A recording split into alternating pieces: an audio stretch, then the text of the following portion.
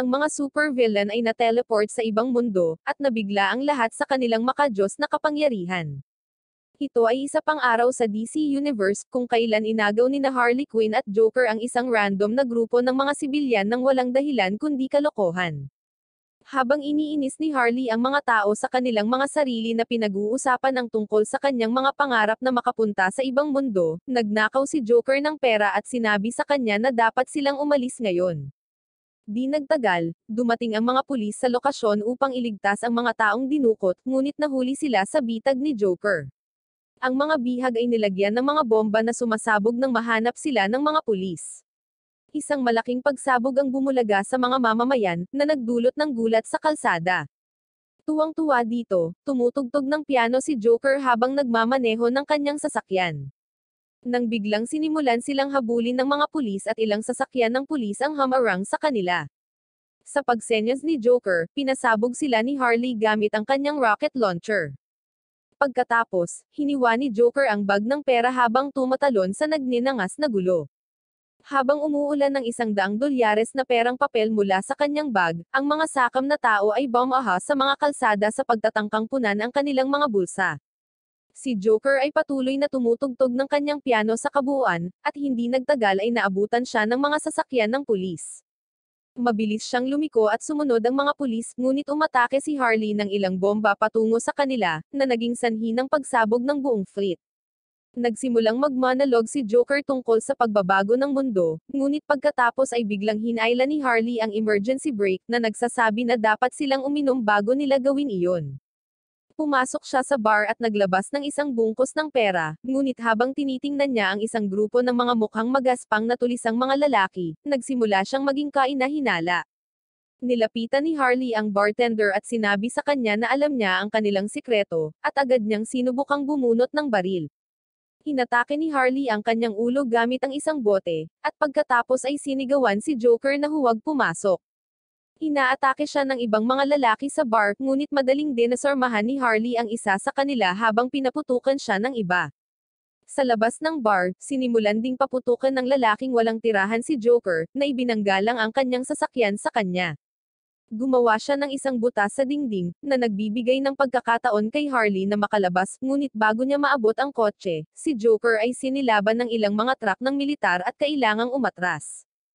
Hinabol siya ng mga truck ng malayo sa lokasyon, at sa oras na lumabas si Harley sa bar pagkatapos harapin ang lahat ng mga tulisan, nawalan siya ng contact sa kanya. Habang tumatakbo siya sa bubong ng isang gusali, may biglang bumato sa kanya ng kutsilyo. Ang babae ay tumalon pababa at inilabas ang kanyang espada, at inilabas ni Harley ang kanyang baseball bat bilang tugon. Nagsimula silang magpalitan ng atake at masaya si Harley na makipaglaban sa babae, ngunit naputol ang kanyang kasiyahan nang madiskarmahan siya ng samurai girl. Kinakabahan ngayon si Harley, at sinubukan niyang umatras habang ginulo ang dalaga sa kanyang mga salita. Nakahanap siya ng pagkakataon at sinubukang tumakas, ngunit ang samurai girl ay walang humpay sa kanyang paghabol. Bumagsak si Harley sa lupa at ibinato sa kanya ang isang walang laman na balde, ngunit madaling napigilan iyon ng dalaga. Patuloy na ibinabato ni Harley ang mga bagay sa kanya habang umaakyat siya, at nakahawak sa isang bakal na tubo. Ang ikalawang round ng kanyang pakikipaglaban sa samurai girl ay magsisimula, ngunit si Harley ay hindi tugma sa kanyang mga kasanayan at sa lalong madaling panahon ay nakakalamang na ang samurai girl. Inihagis niya ang tubo sa babae upang pigilan ang kanyang huling atake, at pagkatapos ay talagang lumapit sa kanya upang hindi niya magamit ng maayos ang kanyang espada.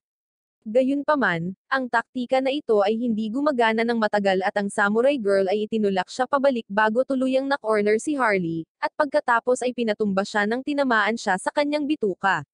Si Harley ay inaresto at inilagay sa isang kulungan na may mataas na seguridad. Sa ibang bahagi ng lungsod, ang organisasyong tinatawag na Argus na pinamumunuan ni Amanda, ay nagsasagawa ng eksperimento na maaaring magpabago sa mundo magpakailanman. Gamit ang isang nakagapos na tao bilang pinagmumulan ng enerhiya, sinimulan nilang paganahin ang kanilang setup ng kagamitan. Nagtagumpay sila sa paglikha ng isang portal ng mga uri, ngunit ito ay lubos na hindi matatag, at ang head scientist ay nagsabi kay Amanda na ang power output ay mas mababa kaysa sa inaasahan nila, kaya ang portal ay hindi magtatagal.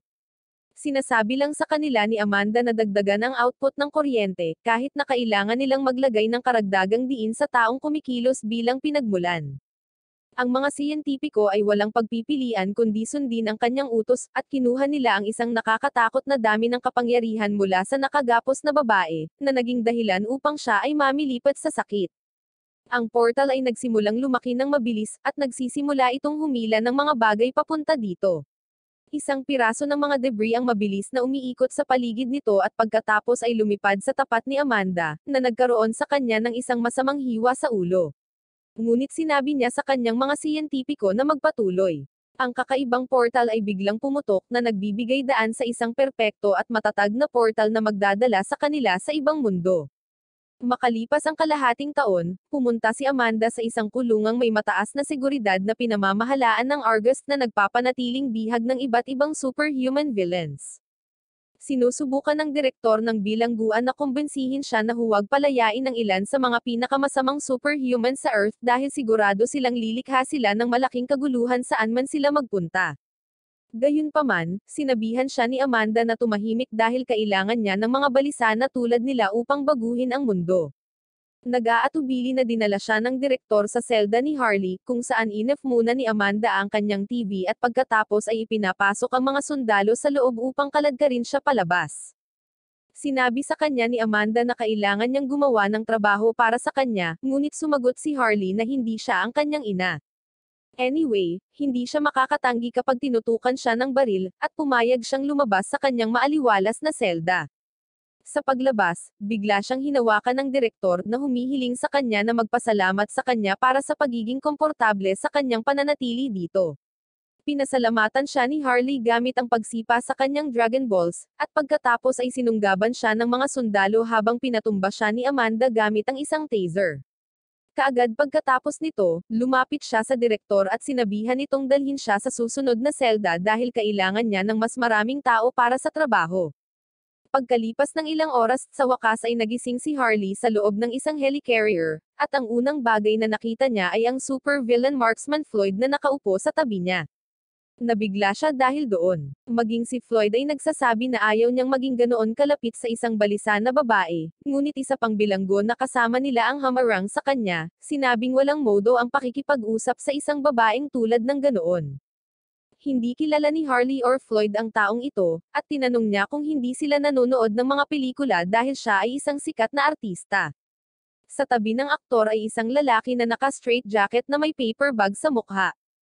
Tinanong siya ni Harley kung itinatago niya ang kanyang mukha dahil siya ay hindi gwapo, at sinabi ng lalaki na ginagawa niya lamang ito dahil ang pagpapakita ng kanyang mukha ay magiging hadlang sa kanyang marangal na misyon na magdala ng kapayapaan.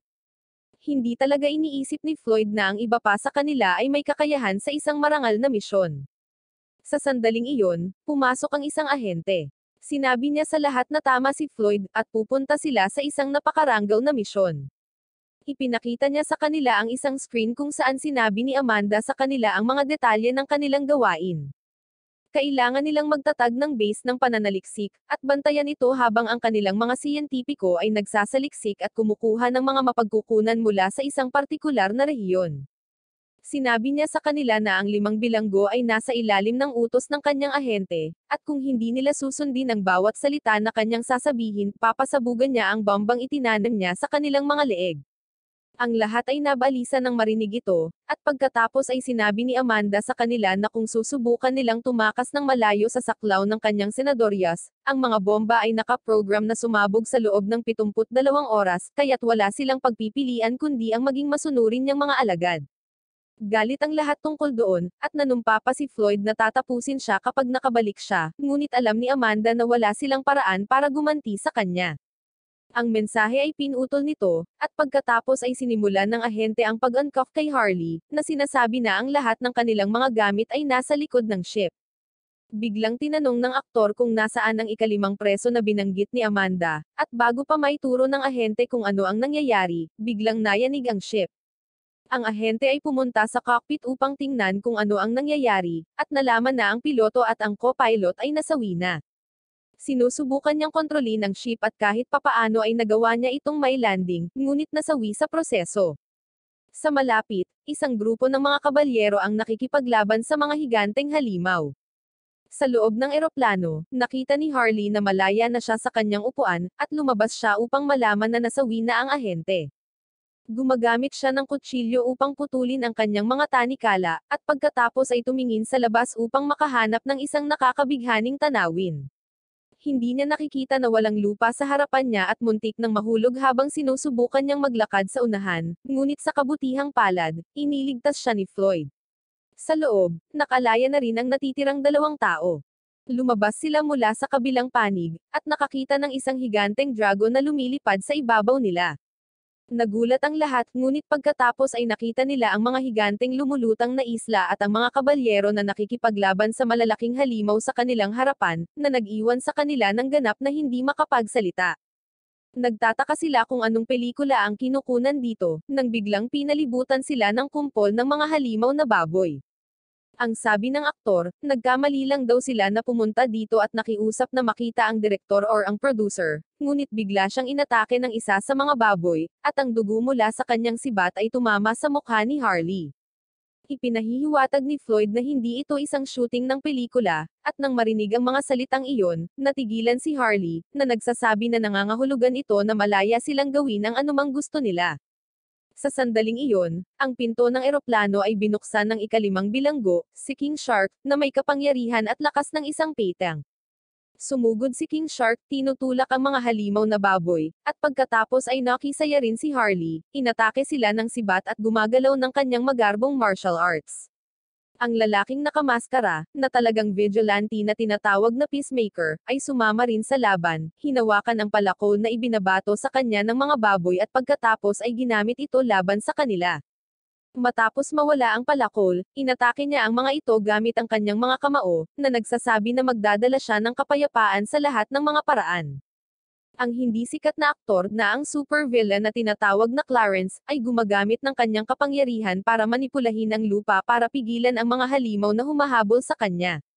Pansamantala, natagpuan ni Floyd ang kanyang mga baril at ammo sa loob ng eroplano, at ginagamit niya ang mga ito upang pabagsakin ang mga halimaw na baboy na may tigi-isang bala. Naisip niya na ang paraan upang mabilis na malutas ang sitwasyong ito ay ang talunin ang amo. Itinuro ni Peacemaker ang malaki at halimaw na baboy sa di kalayuan, na sinasabing tiyak na siya ang kontrabida. Tinutukan siya ni Floyd, ngunit hinaranggan siya ng isa pang halimaw, kaya ginamit niya ang mga blades ng ship bilang isang jumping ramp at inatake ang boss monster sa ulo, na ikinasawi niya. Tumakas ang mga baboy dala iyon, ngunit biglang dumating doon ang mga kabalyero. Tila nag-iingat sila sa mga nanghihimasok, at binunot ng komandante ang kanyang espada, ngunit pinaputok ito ni Floyd mula sa kanyang mga kamay. Sinubukan niyang sabihin sa kanya na hindi sila magkaaway, ngunit gumagamit lang ng mahika ang commander para tawagin ang espada pabalik sa kanyang kamay. Nang makita ito, sa wakas ay napagtanto ni Clarence na nasa ibang mundo sila, at nilapitan niya ang mga kabalyero, na sinasabi sa kanila na sila ang mga bayani na tinawag mula sa ibang mundo upang protektahan ito. Nang marinig ito, nanunuya si Floyd, nagtanong kung ito ay isang marangal na misyon para sa kapayapaan. Si Peacemaker ay nagalit dito dahil walang nangungut siya sa kanyang mga misyon at kapayapaan, at nagsimula siyang makipag-away kay Floyd. Patuloy silang nag-aaway kahit na nakakulong na sila. Samantala, sa kaharian, ang reyna ay pumunta sa kanyang lumilipad na kastilyo, dumaraan sa mga nayon kung saan ang publiko ay mahirap at nagugutom. Sa sandaling makarating siya sa kanyang courtroom, ipinakita sa kanya ng mga kabalyero at sa iba pang mga opisyal ang recording ng kanilang pakikipaglaban sa mga halimaw na baboy. Masaya ang mga ministro sa kanilang tagumpay, at nanawagan sila para sa isang pagdiriwang. Ang commander ng mga kabalyero ay nagtatanong kung paano nila may isip na magdiwang kapag ang kanilang mga tao ay nagugutom. Hindi natutuwa ang ministro sa pagsasalita niya, ngunit pagkatapos ay sinabi ng reyna na tumahimik ang lahat. Wala siyang pakialam sa mga maliliit na labanan, at sinabi niya sa commander ng kabalyero na lumikha ng isang mas mahusay na diskarte para sa susunod na labanan. Sa talang iyon, tinanong siya ng komandante kung ano ang gagawin tungkol sa mga tao mula sa kabilang mundo. Sinasabi niya na talagang makakatulong sila sa kanila sa labanan, ngunit ayaw ng mapagmataas na reyna ang tulong nila. Sinabi niya sa komandante ng kabalyero na huwag pansinin ang mga ito, tinanong kung ang bayani na minsang nagligtas sa kanilang kaharian ay nahulog ng napakababa kaya kailangan niya ng tulong mula sa mga dayuhan upang gawin ang kanyang tungkulin. Ang reyna ay tumanggi na makinig sa kahit na mga salita ng kanyang anak na si Fianca, na humihiling sa kanya na magtiwala sa mga tao mula sa kabilang mundo. Naiinis si Fianca sa mga sinabi ng kanyang ina, ngunit hindi gaanong kagalit gaya ng kalunos-lunos na kalagayan ng kanyang mga tao. Nang makitang nakikipaglaban ang mga bata para sa isang piraso ng inaamag na tinapay, tumanggi siyang kainin ang Diwata Pares overload na ibinigay sa kanya. Biglang dumating ang Knight Commander sa kanyang silid ayon sa kanyang utos, at humingi sa kanya ng pabor si Fianca. Gusto niyang makita si Harley at ang kanyang grupo dahil naniniwala rin siya na may potensyal silang tulungan sila. Kaya naman hiniling niya na dalhin siya doon ng commander para makipag-ayos siya sa kanila. Samantala, sa kulungan, nananaginip si Harley tungkol sa pagdating ni Joker upang iligtas siya, ngunit nang imulat niya ang kanyang mga mata, napagtanto niyang nakakulong siya sa mabahong kulungan na ito sa ibang mundo. Dismayado din si Floyd dito, ngunit medyo kalmado si Clarence.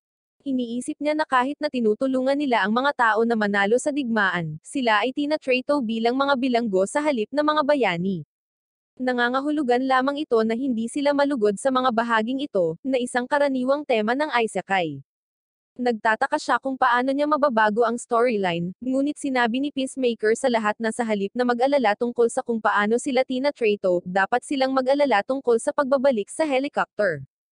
Aniya, 12 oras na ang lumipas mula nang bumagsak ang kanilang helicopter dito, at kung hindi sila babalik sa loob ng 60 oras, sasabog ang mga bomba sa kanilang leeg. Nataranta ang lahat ng marinig ito, at iniisip nila kung ano ang magagawa nila para makatakas. Biglang nakakuha ng ideya si Clarence at naglakad papunta sa mga bar. Sinabi sa kanya ni Floyd na walang silbi na subukang sirain ang mga ito dahil kahit si King Shark ay hindi magawa ito. Gayunpaman, si Clarence ay nagiging putik at madaling lumusot sa mga bar. Ikinwento niya sa lahat na siya ang pangunahing tauhan ng kwento at sila ay mga extra lamang, kaya hindi niya talaga alintana na magsakripisyo sila para mas lumakas siya.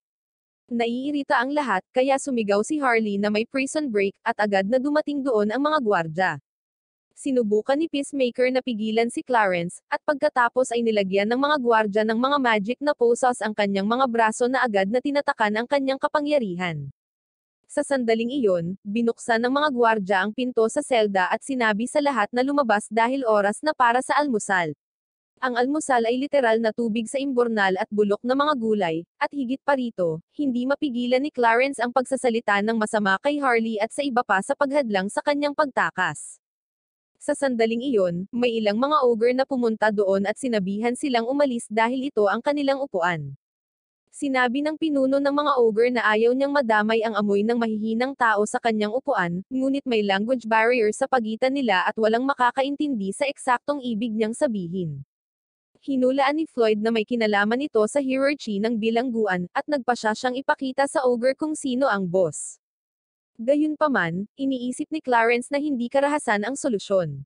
Siya ay bumangon at sinubukang makipag-usap sa ogre, na sinasabing maiintindihan niya siya sa pamamagitan lamang ng kanyang mga ekspresyon dahil siya ay isang dalubhasang aktor.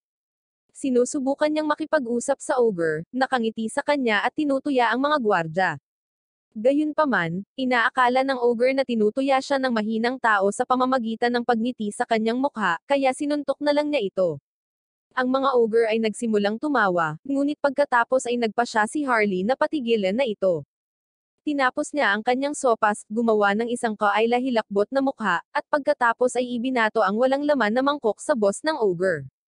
Siya ay nagalit, at pagkatapos ay biglang inatake ng ogre si Harley, ngunit hinarang ni Peacemaker ang kanyang suntok, at pagkatapos ay ibinato ni Harley ang kanyang mangkok sa kanyang mukha. Hinawakan ng ogre boss ang kwelyo ni Harley habang siya ay bumangon. Gamit ang pagkakataong ito, sinaktan siya ni Harley, at sa oras na dumating ang mga gwardya, sina Harley, Floyd, at Peacemaker ay nagbibigay ng isang tagumpay na pose laban sa mga talunang ogre. Agad na tumawag ang guard para sa backup at gumamit ng magic spell para aipin sila sa lupa. Lahat sila ay itinapon sa selda ng pagdidisiplina. Sinampal ni Floyd si Clarence para gising habang sinusubukang sirain ni Peacemaker ang gate ng bilangguan, ngunit ito ay masyadong matigas para sa kanya. Pagkatapos, narinig nila ang boses ng isa pang bilanggo na nagtatanong sa kanila kung galing din sila sa Earth. Lumingon si Harley at hiniling sa lalaki na magpakilala muna, at sinabi niya na siya si Richie, isang ahente ng Argus. Habang pinagmamasdan niyang mabuti ang kanilang mga mukha, nakilala ni Richie ang lahat ng mga supervillains. Napagtanto niya na nagpadala si Amanda ng backup para sa kanilang koponan, at nalilito si Harley tungkol sa kanyang patuloy na pagsasalita. Nagpa siya si Richie na sabihin sa lahat na hindi sila ang unang grupo na ipinadala ni Amanda sa mundong ito. Bago sila, pinamunuan niya ang isa pang grupo upang gumawa ng unang kontak. Ang kanilang misyon ay makita kung makakahanap sila ng pinagmumula ng likas na yaman at imonopolyo ang mga ito, ngunit naging maling-mali ito, at siya ay pinigilan. Nalaman niya na napakaraming hindi pa nasasabi sa Suicide Squad, ngunit at least alam nila ang tungkol sa bomba sa kanilang leeg. Sinabi ni Peacemaker na wala pang 60 oras bago sumabog ang mga bomba, at tinanong si Richie kung paano nila mai-reset ang timer. Nagulat si Richie na marinig ang tungkol sa limitasyon sa oras, ngunit pagkatapos ay napagtanto niya na maaaring gumawa si Amanda ng ilang karagdagang mga hakbang upang ipadala ang mga supervillain dito. Sinabi niya sa Suicide Squad na pareho sila ng mga layunin, kaya tutulungan niya silang makabalik sa gate sa kanilang mundo. Makakabalik na siya sa kanyang mundo, at makukuha nila ang senyales na i-reset ang kanilang mga bomb counter. Si Harley at Floyd ay hindi talaga nagtitiwala sa kanya, ngunit pagkatapos ay mayroon silang mas malalaking isyo na haharapin habang nagising si King Shark. Siya ay nagugutom, at nagsimula siyang maglakad patungo sa mga supervillains para kainin sila. Natakot sila, ngunit mabilis na nakakuha ng ideya si Richie at sinabi kay King Shark na nagugutom din sila, at ang pagkain ay nasa kabilang bahagi ng gate. Nang marinig ito, sinimulan ni King Shark na buksan ang gate ng buong lakas.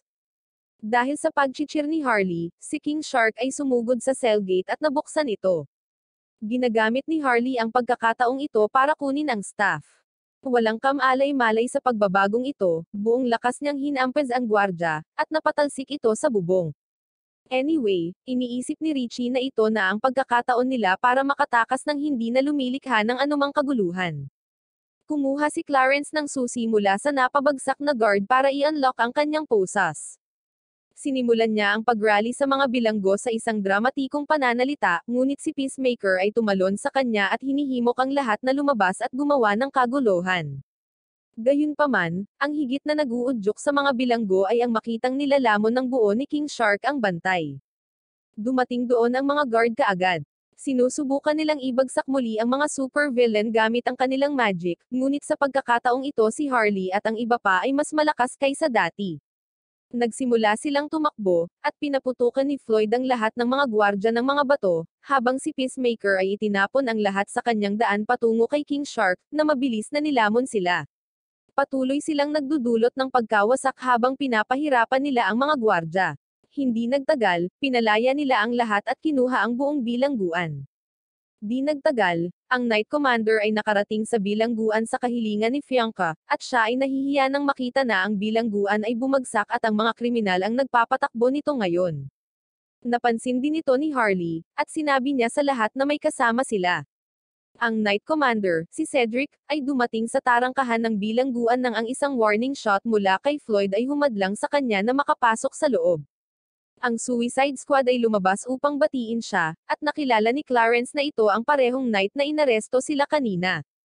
Iniisip ni Harley na hindi siya mukhang isang kabalyero at mas katulad ng isang bigong tindero ng Pares Overload, at siya at si Floyd ay nagsimulang pagtawanan siya.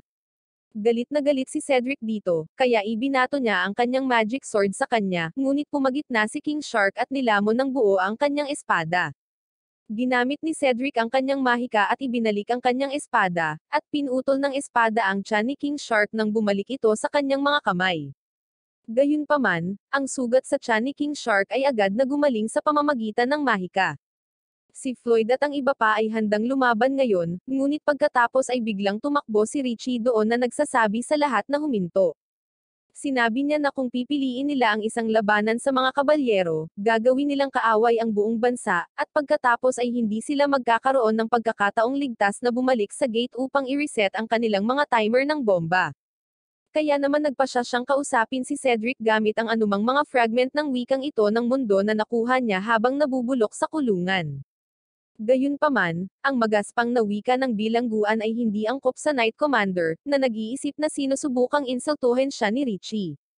Inilabas niya ang kanyang espada upang tapusin siya, ngunit pagkatapos ay umaalingaw-ngaw sa kanyang isipan ang mga salita ni Fianca, at naisip niya na dapat niyang tuparin ang kanyang mga kagustuhan at dalhin ang mga taong ito sa kanya ng buhay.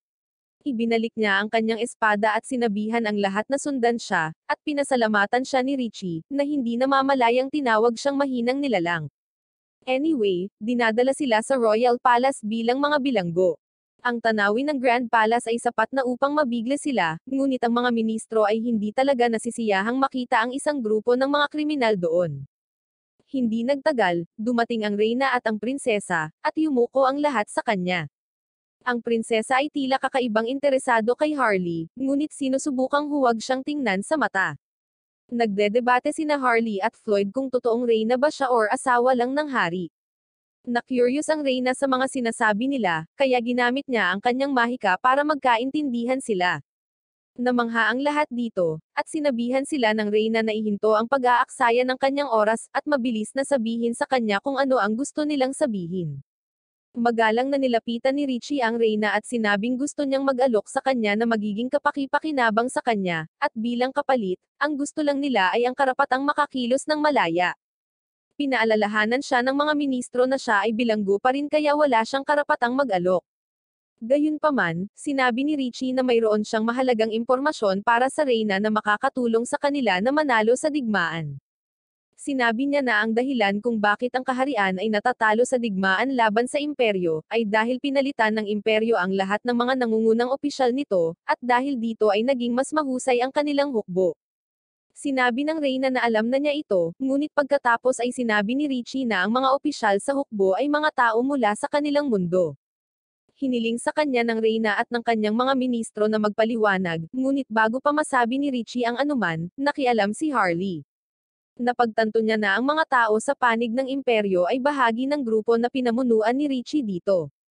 Sina Floyd at Clarence ay nagdagdag din doon, na nagsasabi na nabigo si Richie na panatilihing kontrolado sila, at pumunta sila sa panig ng imperyo. Galit ngayon ang reyna, at ipinahayag niya na ang mga kaguluhang kinakaharap nila ay dahil sa kawalan ng kakayahan ni Richie. Ang kanyang mga sundalo ay bumunot ng kanilang mga espada sa kanila, ngunit pagkatapos ay sinabi ni Peacemaker sa reyna na handa silang tabyusan ang kanilang mga pagkakamali sa pamamagitan ng pakikipaglaban sa anumang larangan ng digmaan na gusto niya, at magdadala ng kapayapaan. Sinumpa siya ni Floyd at hiniling sa kanya na kumonsulta man lang sa iba sa kanila, ngunit pumayag na sa kanya ang reyna para sa kanyang salita. Ginagamit niya ang kanyang mahika para itali si Richie, at inutusan ang kanyang mga sundalo na kunin siya. Pagkatapos ay sinabi niya sa Suicide Squad na kung mab-ay-go silang gawin ang ipinangako ni Peacemaker, mawawala ng ulo si Richie. Sinubukan ni Cedric na kumbensihin ang reyna na hindi nararapat na hayaan ang mga tagalabas na lumaban sa kanilang digmaan, ngunit sinabihan siya ng reyna na tumahimik dahil siya ang nagmungkahi ng ideyang ito kahapon. Si Richie ay kinaladkad palayo sa korte, ngunit patuloy niyang sinisigawan ang Suicide Squad na ibigay ang lahat ng kanilang makakaya dahil kung siya ay masawi, hinding-hindi sila makakarating sa gate at mawawalan din ng ulo. Hindi pa talaga nag-iisip si Harley sa ngayon, at sa tingin niya ay kailangan muna nilang kumuha ng pagkain, at pagkatapos ay kakailanganin nila ang kanilang mga armas at gamit pabalik. Pinagbigyan ng reyna ang kanilang mga kahilingan, at binibigyan sila ng kanilang mga kasuotan at armas pati na rin ang ilang pagkain.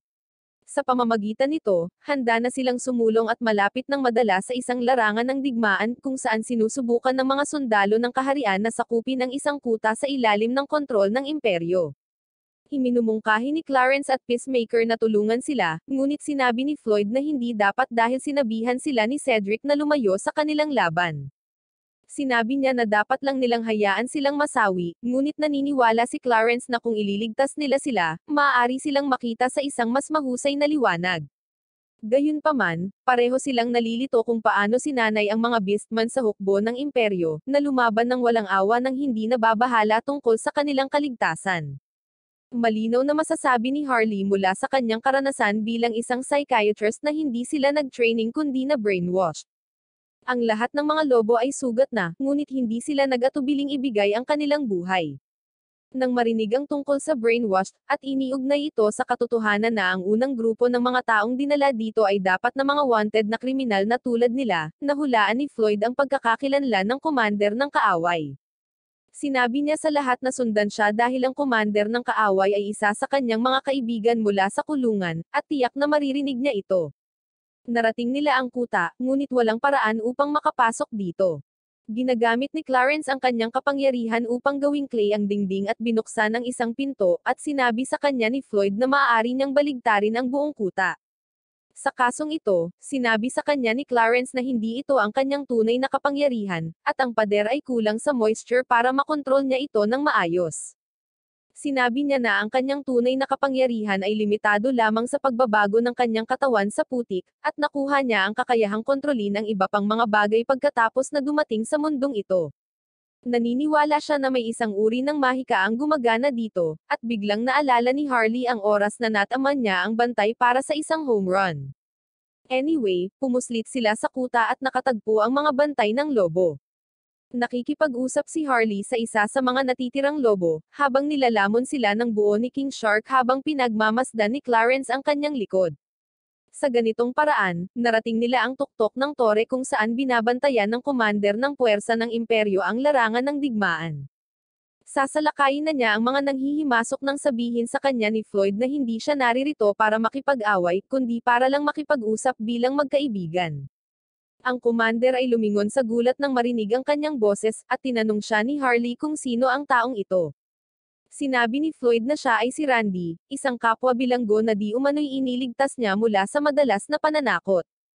Sinimulan niyang bigkasan ang mga kwento kung paano niya tinulungan si Randy, ngunit habang nagsasalita siya, mas nagiging malinaw na siya ang nanliligalig sa isip sa mahirap na tao. Galit na galit sa kanya si Randy ngayon, at inutusan niya ang kanyang mga lobo na sundalo na lumunin ng buo ang nanghihimasok. Tinanong siya ni Floyd kung ano ang mali sa kanya, at kung paano niya makokontrol ang anumang iba pang nilalang na lampas sa mga daga, nang bigla siyang inatake ng mga lobo. Agad niya silang pinaputukan, at ang iba pa sa Suicide Squad ay nakiisa rin sa aksyon. Nalilito ang lahat kung paano tatapusin ang mga bagay nang biglang may naisip si Clarence. Sinabihan niya si Floyd na paputukan ang mga lalagyan ng tubig dahil mas mabisa niyang magagamit ang kanyang mga bagong kapangyarihan. Sumunod si Floyd at nagpaputok sa mga tangke ng tubig sa itaas, at ang tubig ay bumubuhos. Ginagamit ni Clarence ang kanyang kapangyarihan upang lumikha ng malalaking butas sa sahig na nagpapabagsak sa lahat ng mga lobo. Si Randy ay walang pagtatanggol ngayon, at si Peacemaker ay pinaputukan siya sa ulo, ngunit sa huling sandali, ang kanyang bala ay napalihis. Iniligtas ng nakamaskara na samurai si Randy, at hinawakan niya ito at tumalon pababa ng gusali. Gayunpaman, mayroon silang isa pang problema sa kanilang mga kamay ngayon dahil ang kuta ay biglang gumuho, dahil si Clarence ay medyo nag-overboard habang ginagamit ang kanyang kapangyarihan kanina. Dumating si Cedric upang harapin ang Suicide Squad, at tinanong kung gaano sila kalakas ng loob na makialam sa labanan nang sabihin niya sa kanila na huwag. Sinabi sa kanya ni Floyd na iniligtas lang nila silang lahat, at pagkatapos ay tinanong ni Cedric kung gaano nila kalakas loob na sirain ang kuta na plano nilang bawiin. Sinabi ni Floyd na nabawi nila ito sa anumang kaso, at nangangailangan lamang ito ng kaunting pagkumpuni at paglilinis. Ang Suicide Squad ay nagsimulang lumayo kasama iyon, at pinanood ng Reyna at ng kanyang mga maharlika ang buong bagay na ito ng live. Sa kabila ng tagumpay na ito, ang Suicide Squad ay dinala pabalik sa bilangguan kung saan nagsimulang makipag-away si Richie kay Floyd dahil sa hindi paggawa ng kanilang trabaho ng maayos. Nagising si Harley mula sa isa pang panaginip tungkol kay Joker, kung saan nakikipag-usap sila sa ilang mga nanghihimasok sa kanilang base na nakakaabala sa kanilang romantikong oras. Hindi siya masaya na malaman na may nagbago sa kanilang sitwasyon. Sinasabi sa lahat ni Peacemaker na mayroon na lamang silang 12 oras bago sumabog ang kanilang mga bomba, at dapat silang humanap ng paraan bago iyon mangyari. Sa sandaling iyon, dumating doon si Prinsesa Fianca, at agad na sinimulan ni Clarence ang panliligaw sa kanya. Itinulak lang siya ni Floyd sa gilid at tinanong ang prinsesa kung kailan sila papalabasin sa kulungan. Humihingi si Fianca ng paumanhin dahil hindi niya alam, at sinusubukang kumbansihin ang mga ito na tratuhin sila ng mabuti dahil sa kanilang kontribusyon sa pinakabagong tagumpay. Gayunpaman, siya mismo ay hindi kumbinsido sa kanyang mga salita. Sinulyapan niya si Harley, na nahuli siya na nakatingin at nagtanong kung ano ang gusto niya. Umiiwas ang prinsesa, at tinanong siya ni Harley kung interesado ba siya sa kanya, dahil mukhang pinagmamasdan siya ng husto mula pa kahapon. Hiniling niya kay Fianca na sabihin ang kanyang nasa isip, ngunit nanatili siyang tahimik na nagpainis sa kanya. Isinusumpa siya ni Harley, na sinasabi na siya ay masyadong natatakot sa kung ano ang maaaring isipin ng mga tao at masyadong mahiyain upang sabihin ang kanyang iniisip na nagpapaalala sa kanya ng kanyang sarili bago niya nakilala si Joker. Sa sandaling iyon, dumating doon si Cedric at sinabi sa lahat na ipinatawag sila ng Reyna. Biglang naligaw si Fianca sa mga alaala ng kanyang nakaraan, nang pumuslit siya sa lungsod para makita ang kanyang mga kaibigan. Umakyat sila sa bubong ng isang mataas na gusali upang makita ang magandang lawa at ang bayan. Ang kaibigan ni Fianca ay nagreklamo na ang lahat ay nagiging masyadong mahal dahil sa mga digmaan, at hindi na siya kinukuha ng mga tao upang linisin ang kanilang mga simenea. Hindi nagtagal, dumating si Cedric doon upang ibalik siya, at nang makauwi si Fianca, pinagalitan siya ng kanyang ina. Sinabi niya sa kanya na nahihiya siya sa kanyang anak na babae dahil sa pag-uugali nito at pakikisalamuha sa mga mahihirap. Hindi nagtagal, lumabas si Fianca sa palasyo isang araw ng tag-ulan at nalaman niyang nasawi ang kanyang kaibigan dahil sa resulta ng digmaan. Bigla siyang tinawag ni Cedric sa kanyang katinoan, na nagsabi sa kanya na oras na para sa kanya na dumalo sa konseho ng digmaan. Sa silid ng konseho, nakita nila ang isang hukbo ng mga beastmen na papalapit sa kanilang borderline, at ang mga ministro ay nabigla nang makita ito. Naniniwala si Cedric na wala silang sapat na tropa upang harapin sila, at sa bilis na ito, malapit nang makarating sa kabisera ang hukbo ng mga beastmen.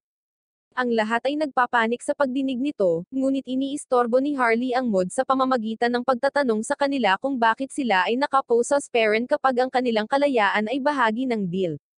Sinimulan siyang isumpa ng mga ministro, ngunit pinatahimik sila ng Reyna bago sabihin kay Harley na marami siyang lakas ng loob na magsalita ng ganoon, pagkatapos sirain ang mismong kuta na ipinadala ng kanyang koponan upang bawiin. Pagkatapos ay tinawag niya si Richie, at hiniling sa kanya na magbigay ng kaalaman sa mga commander ng kaaway at sa kanilang mga kakayahan. Gayunpaman, humiling muna siyang malaman kung paano nagsimula ang digmaan upang magkaroon ng mas mahusay na pag-unawa sa mga bagay. Si Cedric ay nagsimulang magbigay sa kanya ng isang presentasyon tungkol sa kung paano ang kaharian at ang imperyo ay nag-away sa loob ng mga dekada, ngunit ang mga bagay ay naging pabor sa imperyo ilang buwan na ang nakalipas nang ang mga beastmen at ang mga elves ay nagtaksil sa kaharian. Sinabi ni Floyd na hindi nakakagulat na ipinagkanulo nila ang kaharian dahil hindi talaga nila alam kung paano tratuhin ng maayos ang mga tao. Pagkatapos ng kaunting pagtatalo, sinabi ni Richie sa Reyna ang tungkol kay Randy, na nasa likod ng hukbo ng mga beastmen. Ipinaliwanag niya na sa kanilang mundo, may kakayahan si Randy na makipag-usap at kontrolin ang mga daga, at sa mundong ito, ang kanyang kapangyarihan ay umaabot din sa mga beastmen. Naniniwala sa kanya ang Reyna at alam kung paano haharapin ang Randy na ito, at walang sagot si Richie. Nagtaas ito ng mga hinala sa isip ni Floyd, at tinanong niya si Richie kung bakit hindi nila pinasabog ang mga bomba sa leeg ni Randy nang siya ay naging rogue. Sinabi ni Richie na sa hindi malamang dahilan, nagkalat ang mga bomba sa leeg ng nakaraang squad, kaya naman isinama ni Amanda ang mga countdown timer sa kanilang mga bomba. Gayunpaman, dahil hindi makapagbigay si Richie ng anumang impormasyon tungkol sa kung paano pipigilan si Randy, nagpa siya ang Reyna na ibalik siya sa bilangguan nang biglang nagsalita si Harley. Naaalala niya na sa panaginip kaninang umaga, sinabi sa kanya ni Joker ang pinakamahusay na paraan upang manghuli ng mga daga, at masaya niyang ibinahagi ito sa lahat. Agad na nakuha ni Floyd ang kanyang sinasabi at nakabuo ng isang plano, ngunit nangangailangan iyon ng pagharang sa daanan ni Randy at dalhin siya sa harap ng mga linya.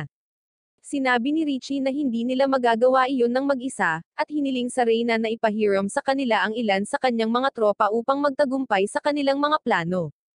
Sinabi ng mga ministro na ito ay isang katawa-tawa na kahilingan, ngunit sinubukan ni Fianca na kumbensihin ang kanyang ina na makinig kay Richie. Gayunpaman, pinatahimik rin siya ng mga ministro, na nagtatanong kung mananagot siya kapag nawala ang kanilang mga tropa. Natahimik si Fianca, at para isalba siya, nagpa siya si Cedric na makialam. Ngunit bago siya makapagsalita ng anuman, sinabi ni Harley na kung kailangan nila ng mga tropa, kilala niya ang ilang mga tao na mas masaya na lumaban. Hindi nagtagal, lahat ay pumunta sa nawasak na kuta na nagsisilbing frontline ng kaharian. Dumating din doon ang mga puwersang binanggit ni Harley, at sila ay walang iba kundi ang mga preso. Talagang nasasabik silang marinig si Harley na nagsasalita ng kanilang wika, at sumakay siya sa isang tumpok ng mga bar aisles upang sabihin sa kanila na kung maaari silang lumaban ng husto at manalo sa susunod na labanan, sila ay makakalabas sa bilangguan. Ngunit kung mabaygo sila, ibabalik sila sa mabahong kulungan. Lahat ay naghahangad na sumali sa laban, at sila ay nag-cheer para kay Harley. Hindi sineseryoso ni Harley ang anumang bagay, ngunit sinusubukan ng ibang mga lalaki na makabuo ng isang diskarte. Interesado si Clarence kay Fianca, at hiniling niya kay Cedric na sabihin sa kanya ang higit patungkol sa kanya.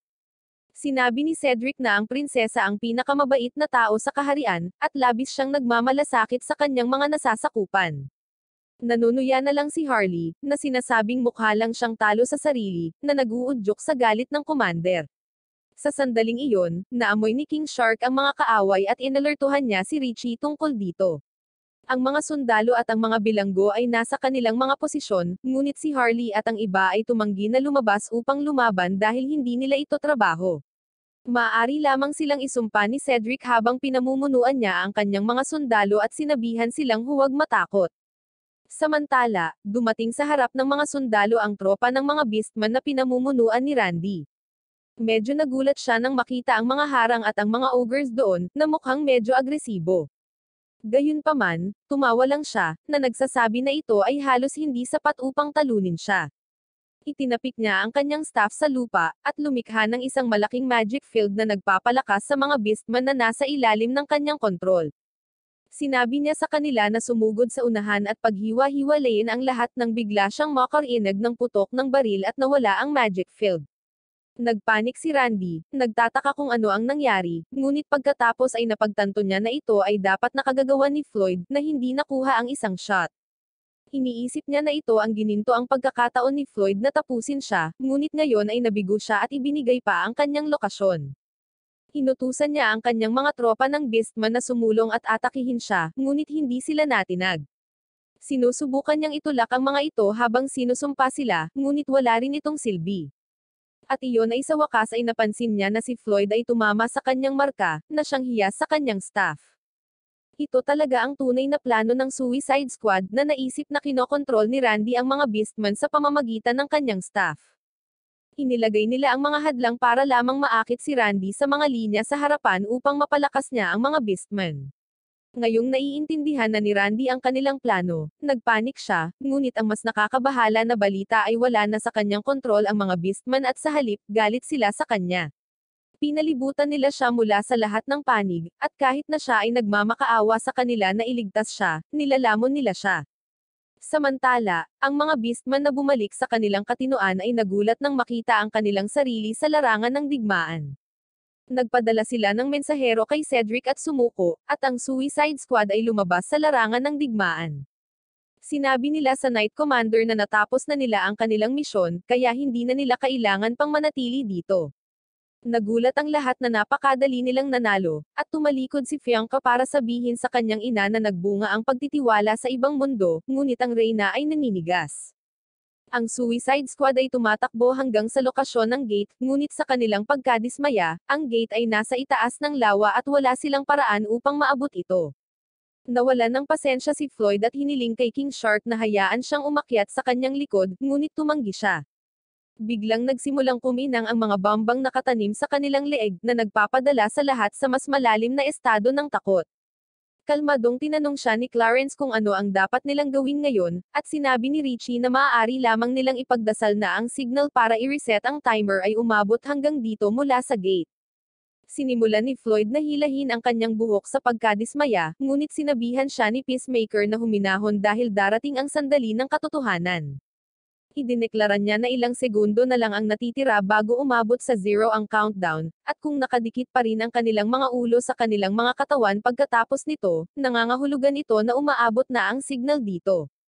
Ang bawat isa ay nagiging tensyonado habang si Peacemaker ay umabot sa zero, ngunit pagkatapos ay ang mga bomba sa kanilang mga leeg ay kuminang ng berde at walang nangyari. Ang lahat ay na-relieve na, ang timer ay na-reset, at si Harley ay bumalik sa kanyang regular na chill attitude. Gayunpaman, sinabi ni Richie sa lahat na dapat nilang maunawaan na ang tanging dahilan kung bakit hindi sila pinaslang ni Amanda, ay dahil iniisip pa rin niya na mayroon parent silang silbi.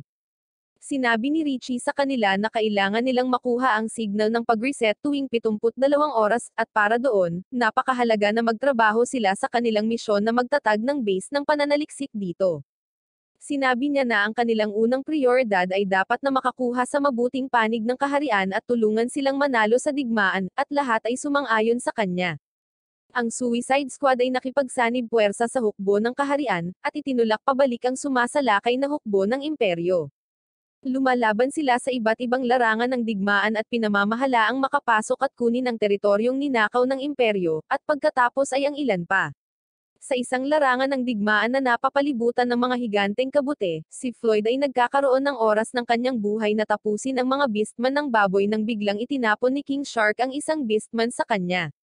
Sinubukan itong ibagsak ni Floyd, ngunit napagtanto niyang naubusan na siya ng bala. Ang pig beastman ay dumapo sa tabi niya, at pagkatapos ay tumakbo si King Shark sa kanya, na tinatawag siyang isang matatakuting tao. Nadismaya si Floyd dito, at pagkatapos ay biglang bumangon ang beastman upang labanan siya. Inatake niya lang ito gamit ang shift ng kanyang rifle, at pagkatapos ay sinimulang isigaw ang kanyang pagkadismaya. Di nagtagal pagkatapos nito, tinawag ang isang emergency na pagpupulong upang tugunan ang problema. Si Floyd ay nabalisa dahil wala na siyang bala, ngunit si Harley ay hindi nag-atubili, nag-aaksaya ng mga bala upang gumawa ng puso sa isang bato. Si Cedric ay medyo na-relax na si Floyd ay hindi na magagamit ang kanyang nakakatakot na mga sandata, at siya ay nagalit sa bagay na iyon. Sinimulan niyang isumpa ang Knight Commander, ngunit pagkatapos ay pumagitna si Richie at pinigilan siya. Sa wakas, dumating si Clarence sa punto at sinabi na dahil gumagamit din ng mga baril sina Harley at Peacekeeper, ang kakulangan ng amo ay lubos na makakaapekto sa kanilang grupo. Walang isyu si Harley tungkol dyan, at sinabi niyang magiging maayos din siya sa isang kawali bilang kanyang sandata. Tinawag ni Clarence ang kanilang grupo na mga walang muwang at sinabing tila wala ng pag-asa na malutas ang problema. Ngunit pagkatapos ay may ideya si Richie. Sinabi niya na ang ship na sinakyan niya at ng kanyang advance team para makarating dito ay hindi bumagsak. Sigurado siyang magkakaroon sila ng kanilang mga supply at armas doon, at iyon ay magandang balita para kay Floyd.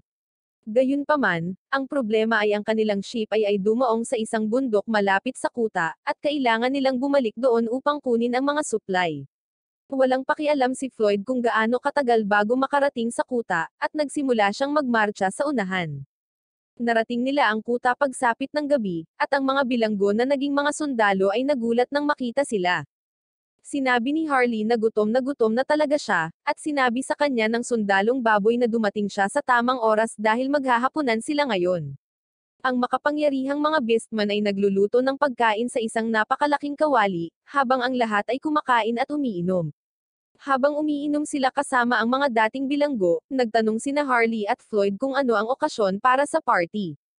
Sinabi ng mga sundalong baboy na binigyan sila ng mga matataas na commander ng hukbo ng kaunting inumin para sa kanilang kontribusyon sa labanan, at ang pagsasagawa ng isang party ay isang napakalinaw na bagay na dapat gawin. Pagkatapos nito, kinabukasan ay umalis ang Suicide Squad, at humiram si Harley ng kawali bilang kanyang sandata. Pagkatapos nito, tumungo sila sa bundok kung saan dumaong ang ship ni Richie, ngunit ito ay isang mahaba at nakakapagod na paglalakad. Nang makarating sila sa ship, natigilan sila nang makitang ginagamit ito ng dragon bilang material para sa kanyang pugad. Ang kanilang maingay na labanan ay umaakit sa atensyon ng dragon, at bumaba ito mula sa kanyang pugad upang harapin ang mga nanghihimasok. Nagpanik ang lahat at tumakbo palayo, ngunit hinabol ang dragon, at nagtago si Floyd sa isang siwang sa mga bato. Nahanap siya ng dragon doon at pagkatapos ay sinubukang kainin kasama ng mga bato, ngunit kahit papaano ay tumalon si Floyd sa oras at nakaligtas. Patuloy siyang tumatakbo palayo sa dragon, na ang atensyon ay biglang napunta kay Harley. Siya ay nagsimulang humabol sa kanya sa susunod, at siya ay tumakbo palayo habang iniiwasan ng mga ball ang apoy nito. Ang tila interesado lang ay si King Shark, at hinawakan siya ng dragon sa mga panga nito at nagsimulang lumipad patungo sa pugad nito. Nataranta si Richie dahil kailangan nila siyang iligtas, at tinitingnan ni Floyd ang tanging bala na natitira sa kanyang kamay. Ginagamit ni Clarence ang kanyang kapangyarihan, at lumikha ng isang higanteng pader upang pigilan ang dragon sa pagpunta sa pugad nito. Gamit ang pagkakataong ito, tinutukan ni Floyd ang mata ng dragon habang abala ito sa pagsisikap na lunukin si King Shark. Gayunpaman, kumikislap ang dragon sa huling sandali, pinalihis ang bala ni Floyd, at pagkatapos ay iniluwa nito si King Shark na natatakpan ng apoy. Biglang nagsimulang gumuho ang higanteng pader na ginawa ni Clarence, at pagkatapos ay bumaba ang dragon sa lupa upang talunin muli ang mga nanghihimasok. Biglang nakakuha ng ideya si Harley, at sumugod siya patungo sa dragon.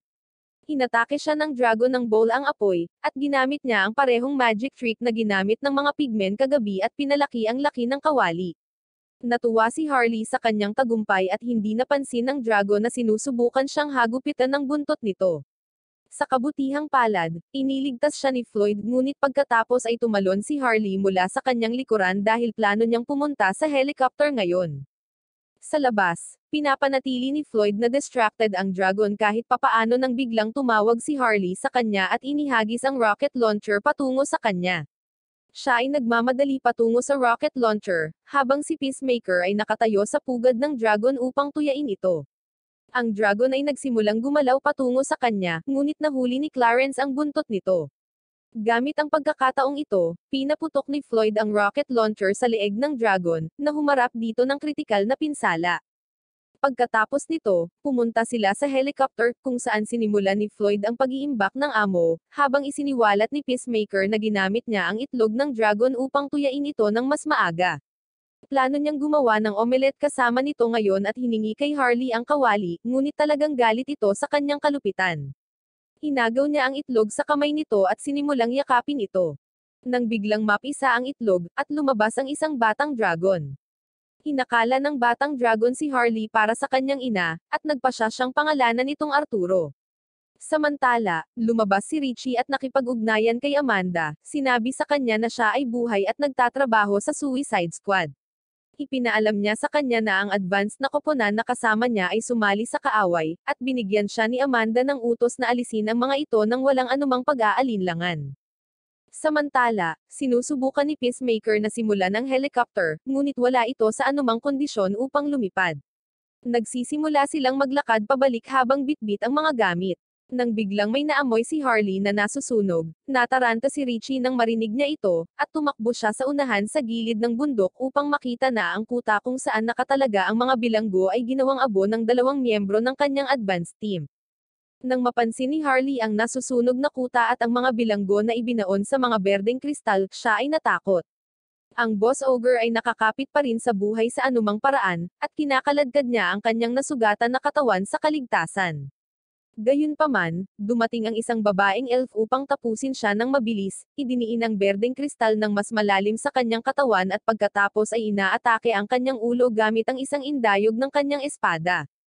Habang gumagalaw ang babaeng elf pagkatapos ng malamig na paggawa ng kanyang gawain, naasar si Harley. Ibinigay niya ang Dragon Baby kay Richie at kinuha ang kanyang magic pan, habang ang iba pang miyembro ng Suicide Squad ay naghahanda din para sa laban. Nagmamadali silang pumunta sa lugar ng labanan. Naglalakad si Harley patungo sa mga elves habang kinakaladkad ang kanyang mabigat na kawali sa lupa. Ang elf na pumaslang sa pinuno ng ogre ay biglang napaputukan ni Floyd sa kanyang mga binti, at isa pang mandirigmang elf ang nahuli ni King Shark bago niya maabot si Harley. Habang inilalabas ni Harley ang kanyang baseball bat upang tapusin ang elf, sinubukan siyang salakayin ng magician elf sa di kalayuan, ngunit itinutok sa kanya ni Peacemaker ang kanyang baril, at idineklara niyang walang sino man ang pwedeng gamulo sa kapayapaan sa kanyang harapan. Gayunpaman, lumingon sa kanya ang elf magician na walang anumang ekspresyon ang mukha. Biglang, isang pag-atake ay nagmumula sa kabilang direksyon, at si Peacemaker ay gumagamit ng elf bilang isang kalasag upang iligtas ang kanyang sarili mula sa pinsala. Habang sinusubukan niyang bumangon mula sa lupa, napansin niya ang supervillain na Enchantress na lumulutang sa kalangitan sa isang berdeng barrier, at pagkatapos ay sumama sa kanya ang isa pang supervillain, ang Evil Genius Tiny. Binasag ng Enchantress ang kanyang harang at inilunsad ang berdeng mga kristal patungo sa Suicide Squad, ngunit wala sa kanila ang tumama sa kanilang marka. Sa sandaling iyon, isang hukbo ng mga elves ang dumarating, at si Tiny ay umupo sa itaas nila. Tinitingnan niya ang mga mukha ng kanyang mga kalaban at tinawag silang mahihina, at sa susunod na sandali ang hadlang sa paligid niya ay nagpalihis ng bala sa kanyang ulo ni Floyd. Maaring eye project ni Tiny ang kanyang sarili sa pamamagitan ng mga kristal sa lupa, at sinabi niya kay Floyd na ang mga taong mahina na tulad niya ay hindi kailanman matatalo ang isang henyo. Si Floyd ay patuloy na ginagambala ang balisa na siyentipiko, habang si Harley ay sumali rin sa pag-uusap na nagtatanong kung narito siya upang maghayganti para kay Randy. Habang nagmonolog si Tiny na wala siyang pakialam sa mababang buhay tulad ni Randy, si Peacemaker ay nag-unpin ng 2 granada, at ang Enchantress na lang ang pinupuntirya ni Floyd.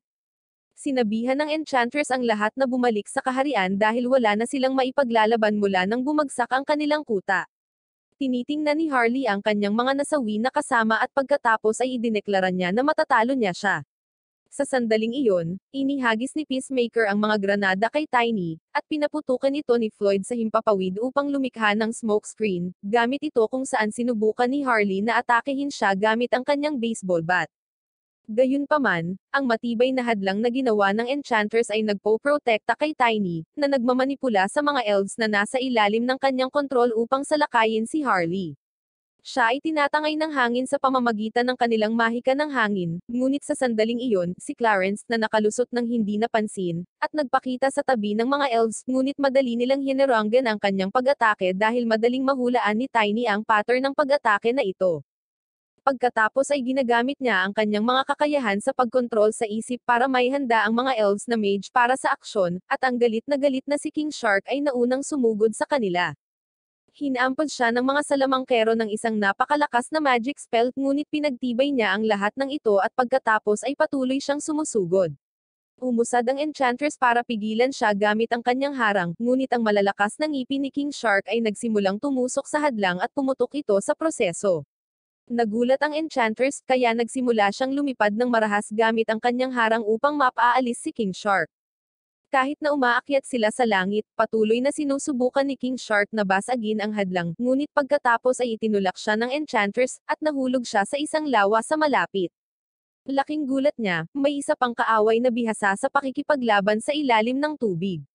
Doon, hahampasin na niya ito ng walang kabuluhan nang dumating doon ang halimaw na pusit, at hinawakan ng Croc Beast ang kanyang kamay upang hindi siya makaiwas.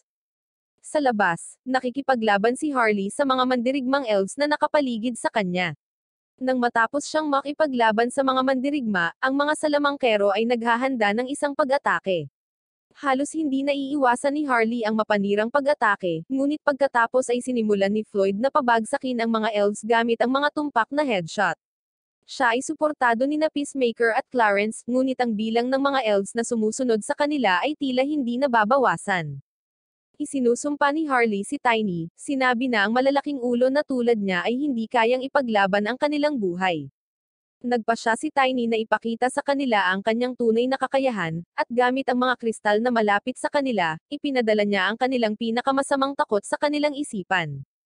Nakita ni Clarence na tinutuya siya ng kanyang audience, at nakita ni Floyd na may hawak na baril ang kanyang anak na babae, habang nakikita naman ni Peacemaker ang isang mundo na nahulog sa pagkawasak dahil sa kanyang kawalan ng kakayahan. Hindi pa natatamaan si Harley kaya hindi niya maintindihan ang pinagdadaanan ng kanyang mga kaibigan. Dumating din ang Enchantress sa panig ni Tiny, at sinabihan siyang panatilihing klase ang mga bagay at ihinto ang pagpapahirap sa mga kaaway. Kumuha lang ng baril si Tiny at pinaputukan ang 3 lalaki ng Suicide Squad, at agad na inatake ng galit na Harley ang Enchantress. Isinusumpa niya siya, tinawag siyang utusan ng imperyo, ngunit sinabi ng Enchantress na ito ay pansamantalang alyansa lamang at wala siyang pakialam sa imperyo or sa Argus. Isinusumpa pa siya ni Harley, tinawag siyang isang pabago-bagong babae na walang karakter, ngunit nagalit dito ang Enchantress na sinabi kay Harley na hindi niya alam ang unang bagay tungkol sa kanya. Nagpakawala siya ng kapangyarihan, tinatangay si Harley at pinabagsak siya. Nakita ni Harley ang isang panaginip kung saan siya ginigising ni Joker, ngunit nang magkamalay na siya, nakita niya si Richie na sinusubukang pagbantaan si Tiny sa pagsasabing papasabugan niya ang mga bomba sa kanilang leeg. Sinabi lang ni Tiny na di na yan epektibo dahil alam niyang nagsisinungaling si Richie. Sinabi niya na kung mayroon siyang kapangyarihang iyon, ginawa niya iyon ilang buwan na ang nakakaraan. Gayunpaman, sinabi ni Richie na nasa ilalim siya ng utos na hulihin silang buhay. Sa sandaling iyon, dumating din doon si Croc Beast kasama ang isang tall-unang King Shark, at nagpa siya si Tiny na umatras sa ngayon dahil nanalo sila sa round na ito at natapos ang kanilang misyon. Inilipad ng Enchantress ang kanyang mga kaalyado, at sa sandaling wala na sila, tinanong ni Richie si Harley kung ano ang nangyari dito. Gayunpaman, naiiyak lang siya habang sinasabi niya na nasawi na sina Floyd, Clarence, at Peacemaker. Sa kanyang pagtataka, nagising si Clarence at sinabi na sa pamamagitan ng ilang himala, siya ay buhay pa. Hinampas niya ang ulo ni Floyd, at natauhan din siya. Napag-alaman niyang tumigil ang bala sa kanyang katawan dahil may nagmamanipula dito. Di nagtagal pagkatapos nito, ang Suicide Squad ay ibinalik sa bilangguan dahil sa pagkatalo sa labanan, at si Cedric ay lumapit lamang upang suriin ang mga ito. Sa kabilang banda, pinapanood ng Reyna at ng kanyang korte ang footage ng mga elves sa ilalim ng utos ni Tiny, at lahat ay nagkakagulo. Gayunpaman, idineklara ng Reyna na ang tanging pagkawala na kanilang natamo sa pagkakataong ito ay ang kuta, dahil ang grupo ng mga kriminal ay maaaring balewalain lamang. Sinabi niya na ang pagkawalang ito ay isang kabiguan ng iba pang mga taga-mundo, at nagbibigay ng utos na agad silang tapusin. Sinubukan ni Prinsesa Fianca na magprotesta, ngunit sinabi sa kanya ng Reyna na dapat silang tapusin upang parusahan sila sa kanilang kabiguan. Si Fianca ay nasiraan ng loob, at kalaunan ay nakipagkita siya kay Cedric upang sabihin sa kanya ang tungkol sa pagpaslang. Sinabi niya na minsang sinabi sa kanya ng kanyang ina na tungkulin nilang wakasan ang digmaan, ngunit ngayon ay gumawa siya ng desisyon batay sa kanyang damdamin na nagpapahina sa tungkuling ito. Naniniwala si Fianca na dapat silang magtiwala sa Suicide Squad, at si Cedric ay may parehong opinyon, kaya gumawa sila ng isang plano. Samantala, ang Suicide Squad ay nagplano na lumabas sa bilangguan at tumakas mula sa kaharian, ngunit si King Shark ay masyadong nalulumbay upang gumawa ng anumang bagay pagkatapos ng kanyang pagkatalo. Sinubukan ng Batang Dragon, si Arturo, na sunugin ang mga bakal sa bintana, ngunit wala rin itong magagawa. Maya-maya lang, dumating si Cedric doon at pinagbuksan sila ng pinto. Sinabi niya sa kanila na plano ng Reyna na tapusin sila, kaya gusto niyang tumakas sila at labanan muli ang imperyo upang patunayan ang kanilang halaga. Ayaw nang gawin ni Floyd ang anumang bagay sa kanilang kaharian, ngunit hinawakan ni Cedric ang kanyang kwelyo at binigyan siya ng emosyonal na pananalita tungkol sa mga taong naghihintay sa kanila sa bahay. Tinutuya din ni Richie si Floyd na nagtatanong kung naapektuhan siya ng husto ni Tiny kaya hindi na niya makuha ang kanyang baril ngayon. Kaya lang, pumunta rin doon si Prinsesa Fianca at sinabihan ang lahat na magmadali dahil hindi na niya kayang lokohin ang mga gwardya. Nagulat si Harley na makita ang mahiyain na prinsesa na kasangkot dito, ngunit pagkatapos ay tinanggap ni Floyd ang gawain upang labanan muli ang imperyo. Una, pinuntahan niya ang nalulumbay na King Shark para bigyan siya ng motivational talk sa pamamagitan ng pagbunot ng kanyang mga ngipin, at pagpapakita na ito ay muling tatubo sa lalong madaling panahon, kaya dapat din niyang palakasin ang kanyang loob. Lumabas din ng iba sa bilangguan, at tinanong ni Harley si Fianca kung paano siya nagkaroon ng lakas ng loob na gawin ito. Naalala ng prinsesa ang kanyang pagkabata, kung saan sinabi niya sa kanyang kaibigan kung paano may magandang rasyon ng pagkain ang militar. Kaya, isang araw, ang kanyang kaibigan ay pumasok sa base ng militar upang magnakaw ng pagkain, ngunit siya ay napagkamalan bilang isang especially iyan ng kaaway at napaslang. Tumakbo si Fianca sa kanyang libingan kung saan natagpuan niya ang kanyang nakababatang kapatid na nagsabi sa kanya na umalis. Umiyak lang siya at humingi ng tawad sa kanya, at pag-uwi niya, sinampal din siya ng kanyang ina at sinabing nasawi ang bata dahil sa pagkakamali niya. Sinabihan niya ito na itigil na ang paglabas ng palasyo ng walang pahintulot, at sinabing kung susundin ni Fianca ang lahat ng sasabihin niya, hindi na siya muling magkakamali ng ganito. Matapos ang lahat ng oras na ito, sa wakas ay napagtanto ni Fianca na ang paggawa lamang ng sinabi sa kanya ay hindi tamang bagay. Kaya naman sa pagkakataong ito siya na mismo ang gumagawa ng desisyon. Matapos marinig ang kanyang kwento, umalis si Harley, at si Peacemaker ang huling lumabas sa selda. Sumakay sila sa isang karwahe na inihanda ni Cedric, at nagpa siya na magmadali bago sila mahanap ng mga sundalo ng kaharian. Nagtataka sila kung paano talunin ang mga kaaway, at sinabi ni Peacemaker na nakagawa na siya ng isang plano, at ang unang taong pinaplano niyang tapusin ay si Tiny. Samantala, naabot na ni Tiny ang gate sa Earth. Matapos basahin ang isipan ng Suicide Squad, lumikha siya ng kuta sa harap ng gate gamit ang mga elf magicians, at nagpas siyang hintayin ang Suicide Squad doon at magsaya na talunin sila muli. Hindi nagtagal, narating ni Harley at ng iba pa ang lokasyon ng gate, at sa kanilang lubos na pagkadismaya, isang masalimuot na kuta ang hamarang sa kanilang daan patungo sa gate. Isinusumpa ni Harley si Tiny sa pagsisikap na pigilan sila sa pagkuha ng kanilang signal sa pag-reset ng bomba, ngunit naalala ni Clarence ang kanyang mga araw ng teatro sa pamamagitan ng disenyo ng kuta. Sinabihan siya ni Floyd na huminto sa pagkakadistract, at itinuro na may mga elves na nakatalaga sa bawat lugar sa kuta. Sumang-ayon si Richie at sinabing mahuhuli sila kaagad kung pupunta sila ng walang plano, kaya ipinagbabawal niya ang lahat na direktang tumalon. Hiniling ni Floyd kay Clarence na lumikha ng isang modelo ng kuta, at manipulahin niya ang lupa upang lumikha ng eksaktong replika. Itinuro ni Floyd ang lokasyon ng mga elves sa modelo habang naaalala niya, habang binabantayan ni Harley ang kuta. Agad niyang inalertuhan ang lahat kapag nakita niyang magkasama si Tiny at ang nakamaskara na samurai. Naniniwala sina Richie at Peacemaker na ang mga bagay ay naging mas mahirap dahil hindi nila matatalo si Tiny nang hindi nilalayo ang babaeng samurai sa kanya. Hindi masyadong iniisip ni Harley ang mga detalye, at iminumungkahi niya na sabay nilang talunin ang dalawa upang makuha ang kanyang perpektong paghihiganti. Binabantayan sila ni Clarence, ngunit patuloy siyang ginagambala ni King Shark. Dahil sa inis, lumingon si Clarence upang tanungin siya kung ano ang gusto niya, at sinigawan siya ni King Shark na nakabuka ang panga, na naging sanhi ng kanyang pagkatakot. Gayunpaman, ang gusto lang ni King Shark ay makita ang kuta gamit ang mga binocular dahil hindi niya ito mapaganya ng maayos. Anyway, nagiging abala siya sa pagkain ng mga prutas habang ang iba sa kanila ay nagsisikap na bumuo ng isang plano. Gusto ni Floyd na alisin muna ang mga elves, at naalala ni Richie na sinabi ni Tiny na lahat ng kanilang isip ay konektado sa kanya. Ang paggawa nito ay normal na magpiprito sa kanyang utak, at kaya lang niyang tiisin ang kargada na iyon dahil sa kanyang kap ng pag-iisip.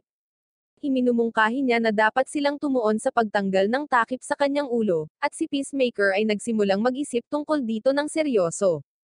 Napansin niya ang isang cabin sa ilang distansya mula sa kuta, at nagbibigay ito sa kanya ng ideya. Samantala, ang mga salitang impregnable fortress ay nagpapaalala kay Harley sa oras na nakipag-date siya kay Joker, at ang nakakatuwang aktibidad nila ay ang pagnakawan ng isang bangko na sinasabing may hindi magugulo na depensa. Sinabi niya sa lahat na hulaan kung paano nila ninakawan ang bangkong iyon, ngunit hindi sila interesado sa kanyang boring na kwento. Sinabi sa kanila ni Harley na hindi mahalaga ang mga gwardya at seguridad, dahil ang kailangan lang nilang gawin ay pagbantaan ang taong may susi. Ang kanyang di umano'y walang kaugnayang mga salita ay nagbibigay kay Peacemaker ng huling piraso sa planong tame time niyang hinahanap sa kanyang isipan. Sumilay ang nakakatakot ng ngiti sa kanyang mukha, habang sinisimulan niyang ipaliwanag ang kanyang diskarte.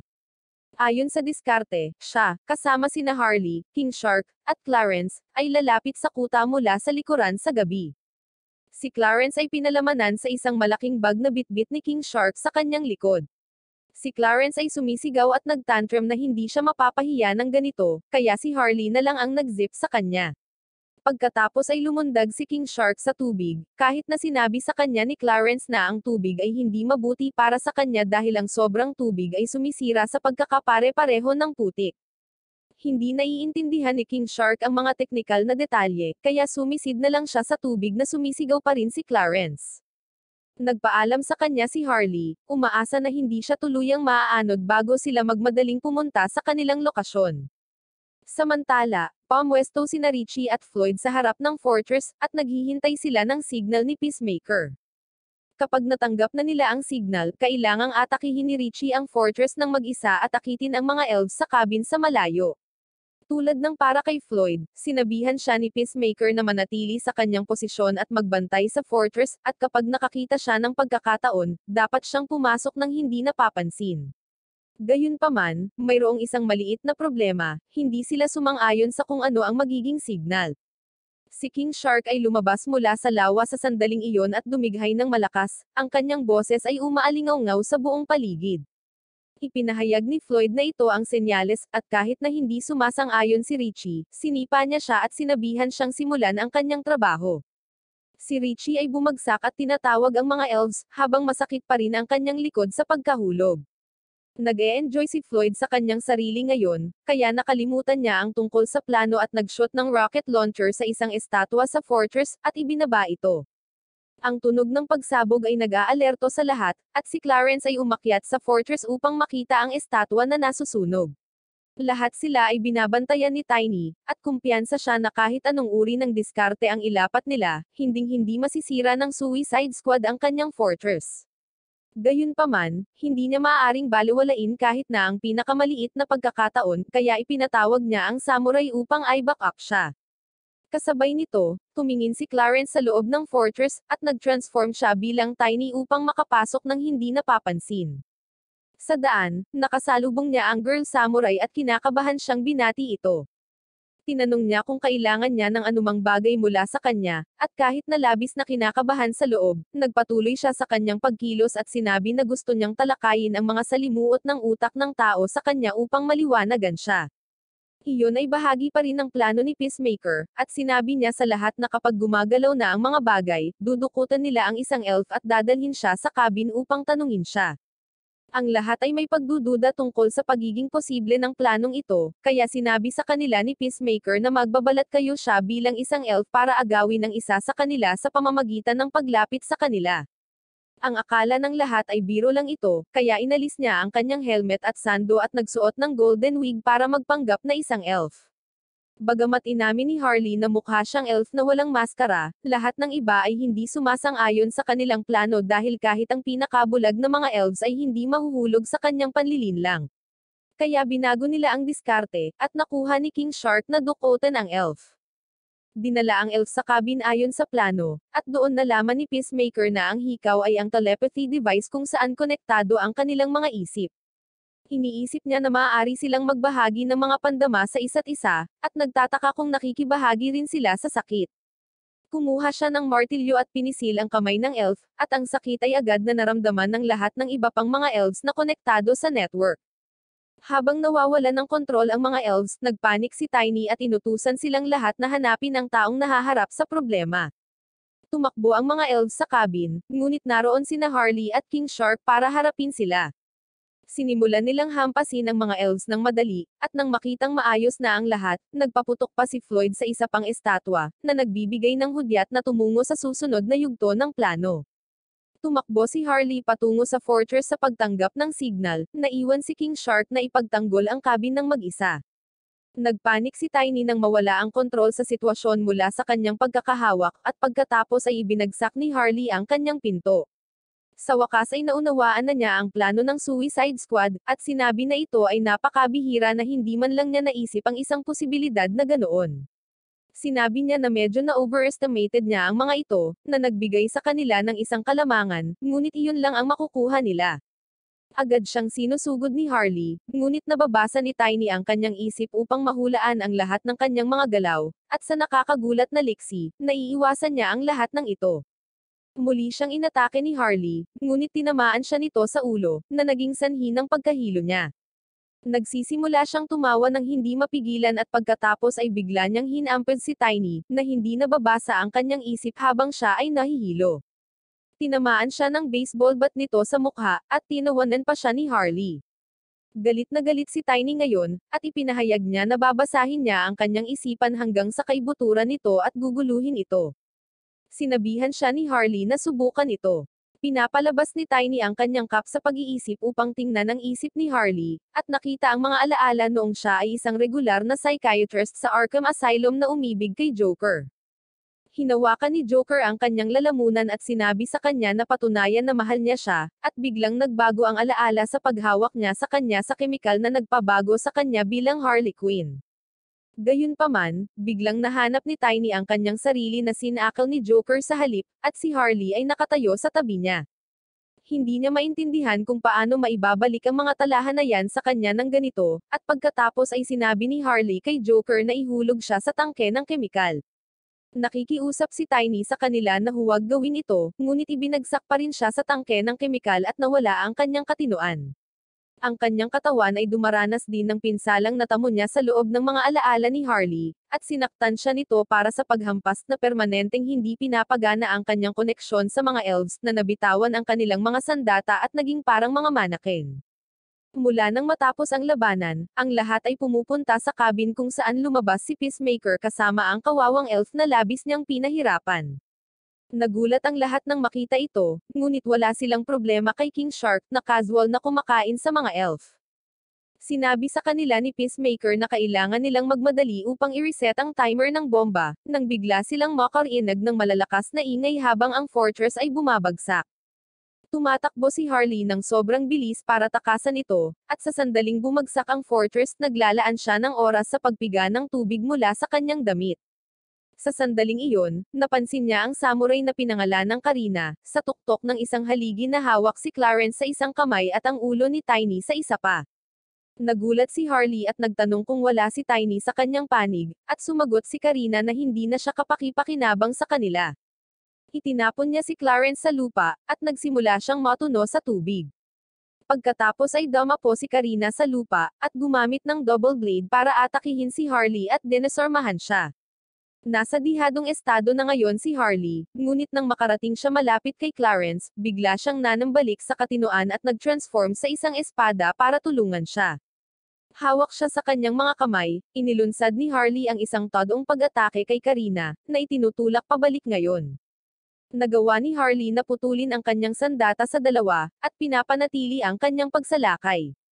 Ginagamit ni Karina ang sirang sandata bilang kambal na talem para patuloy na makipagpalitan ng atake sa kanya, ngunit si Harley ang may malinaw na kapangyarihan sa labanang ito. Sinipa niya ang kanyang panga at pagkatapos ay ibinato sa kanya ang espada. Pinalihis ito ni Karina, at pagkatapos ay dumaan si Harley sa kanya upang kunin itong muli at nagawang hiwain ang kanyang maskara. Dahil dyan, nawala ang maskara ni Karina at inamin na may kasanayan si Harley. Nagpasya siyang tapusin siya ng buong lakas, ngunit sa sandaling iyon, dumating si Floyd at iba pa upang i-back up ang kanilang kaibigan. Pinaputukan ni Floyd si Karina, na nagsimulang tumakbo palayo at umiwas sa lahat ng kanyang mga bala bago ito sumisid sa dagat, kung saan inakay siya palayo ng croc beast at ng kanyang halimaw na pusit. Gustong sundan sila ni King Shark, ngunit hiniling sa kanya ni Clarence na huminto dahil wala silang lakas para habulin sila, kaya kailangan nilang maghintay ng panibagong araw para makapaghiganti. Sa lahat ng kaguluhang ito, nakalimutan nila ang tungkol sa pag-reset ng timer ng bomba hanggang sa ipaalala sa kanila ni Peacemaker ang tungkol dito, at pagkatapos ay nagpasya si Richie na dapat silang magpadala ng mensahe sa lahat tungkol sa kanilang tagumpay. Sinunog nila ang bandila ng imperyo sa ibaba mismo ng gate sa tulong ng Dragon Baby. Sa kabilang banda, ang balita tungkol sa Suicide Squad na tinapos ang Elf Squad ng imperyo ay nakarating sa Reyna. Natutuwa sina Cedric at Fianca at naisip na sa wakas ay mababago na ng Reyna ang kanyang opinyon tungkol sa kanila, ngunit sa kanilang pagkasindek, ang mukha ng Reyna ay namimilipit sa galit habang inutusan niya ang kanyang mga tropa na mag-rally upang mapaslang nila kaagad ang mga taga-ibang mundo.